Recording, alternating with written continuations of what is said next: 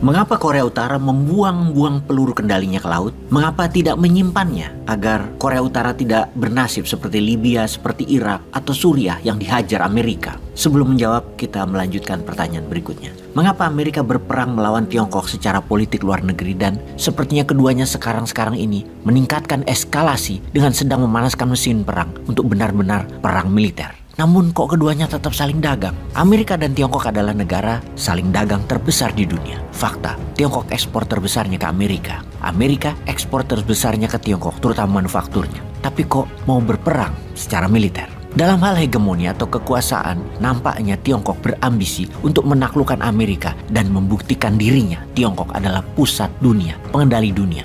Keduanya Amerika dan Tiongkok saat ini berperang dalam hal kebijakan luar negerinya. Semua apa yang Amerika pro, pasti Tiongkok sebaliknya. Keduanya juga terus membangun aliansi politik luar negeri dengan banyak negara lainnya. Juga aliansi perdagangan dengan banyak negara lainnya. Semua itu bertujuan untuk saling menguasai dan saling mengendalikan dunia. Amerika punya lawan tangguh, Soviet, dalam Perang Dingin sejak Perang Dunia Kedua hingga tahun 1991. Namun, belum pernah mendapat lawan tangguh seperti saat ini dengan Tiongkok. Amerika hampir disusul di semua lini, teknologi, pasar, manufaktur, pengaruh politik di banyak negara. Tipis-tipis saat ini, Tiongkok dan Amerika. Tiongkok selalu menentang Amerika dimanapun kebijakan luar negerinya. Tiongkok pro-Rusia, Amerika anti-Rusia. Tiongkok anti-India, Amerika pro-India. Tiongkok ambil minyak dari negara-negara non-OPEC dan sekarang OPEC sadar malah memihak dagang dengan Tiongkok. Amerika tidak bisa kendalikan lagi harga minyak dunia. Ketika pidato Xi Jinping dalam pelantikan jabatan ketiganya di tahun 2022 kemarin, Xi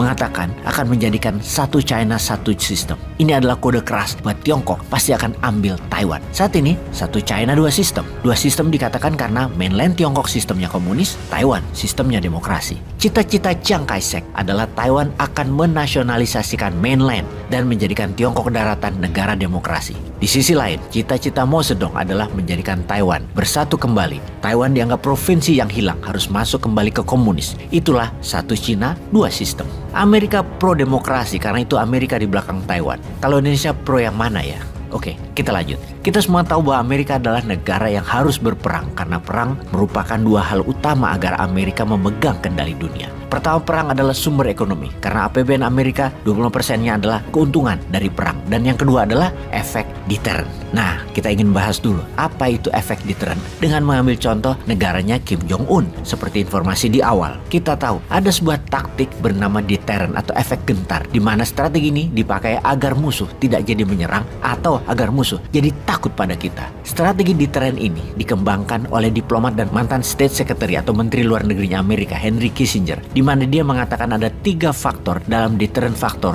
agar berfungsi. Pertama, dia punya kekuatan. Kedua, punya niatan untuk menggunakannya. Ketiga, negara yang menjadi target mereka mengetahui mereka memiliki 2 faktor pertama tersebut. Jika dari 3 faktor tadi ada satu saja tidak terpenuhi, maka strategi deterrent tidak akan berfungsi. Dan inilah yang dilakukan Korea Utara sekarang. 1, mereka punya nuklir. Mereka juga punya metode untuk menggunakannya. 2, Korea Utara juga memiliki niat untuk menggunakannya. Korea Utara beberapa kali menembakkan rudalnya dan mengatakan mereka bisa menyerang Amerika, menyerang Jepang dan Korea Selatan. Jadi, poin nomor 2 terpenuhi. Punya niat dan punya kemampuan. Mereka beberapa kali melakukan uji coba penembakan rudal peluru kendali ke berbagai wilayah, bahkan sampai melewati beberapa pulau milik Jepang, yang membuat Korea Utara memiliki efek penggentar atau memiliki efek deterrent sehingga negaranya ditakuti, bahkan oleh negara besar di kawasan. Mereka, Korea Utara, disegani oleh Jepang, oleh Korea Selatan, dan oleh Amerika. Mereka tahu, 3 negara itu tahu kemampuannya dari Korea Utara. Sekarang kita ke Wakanda sebentar. Poin pertama, adakah Wakanda memiliki senjata serang jarak jauh berhulu ledak nuklir?